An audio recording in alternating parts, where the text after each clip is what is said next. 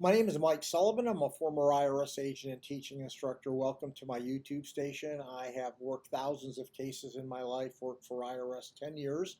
I have been practicing tax defense for 41 years. I've been on all the major news stations. Rather than brag about myself, just go to 777irs.com. You'll find out I've been on Fox, ABC, NBC, all the major news stations. Today, what I want to talk about is the L1011, the LT11 number. Let me just state what it says: intent to seize your property or rights to property with an amount due. So IRS is basically saying they've had it. And as a former IRS agent, this is going to be the next step of me getting this case if you don't respond. So IRS has sent you all these notices, and right now they says, okay, we're coming out after you. This is our last notice, and after this we're going to take your bank account, your wages, and or file a lien. Then we're going to send the case out to the local office to somebody like me to go ahead and work the case. What stops this process? A simple phone call, a simple phone call, a simple phone call stops IRS. That's it. You just need to tell them, okay, I get it. What do you want from me? Well, what's going to happen when you call? Well, IRS is going to want to make sure all your returns are filed. They're going to want to make sure you're current. If you're self-employed, if you made estimate payments or withholding.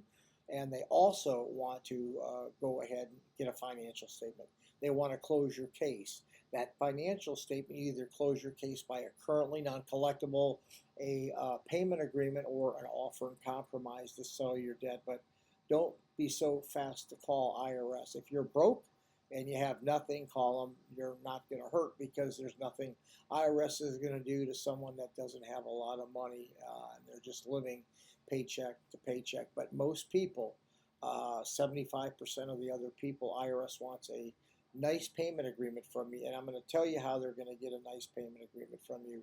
IRS has what's called the national standards that you've never heard of. IRS is going to go ahead and impose their will by only allowing certain expenses. You're going to put your expenses on the financial statement. IRS is going to say, not so fast.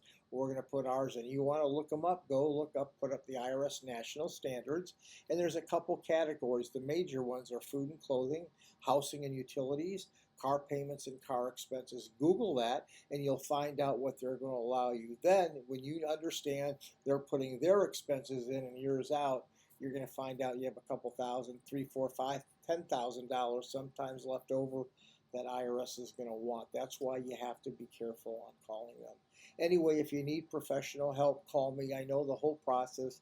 I've worked thousands of cases, so is my team. So don't be afraid of this letter, but it's a dollar, it's time sensitive, which means you have to respond within that period of time, or IRS will do the next. Thank you so much for listening. Call me. Give me a subscription if you would. I try to tell you everything you need, and the likes always welcome too. Thank you.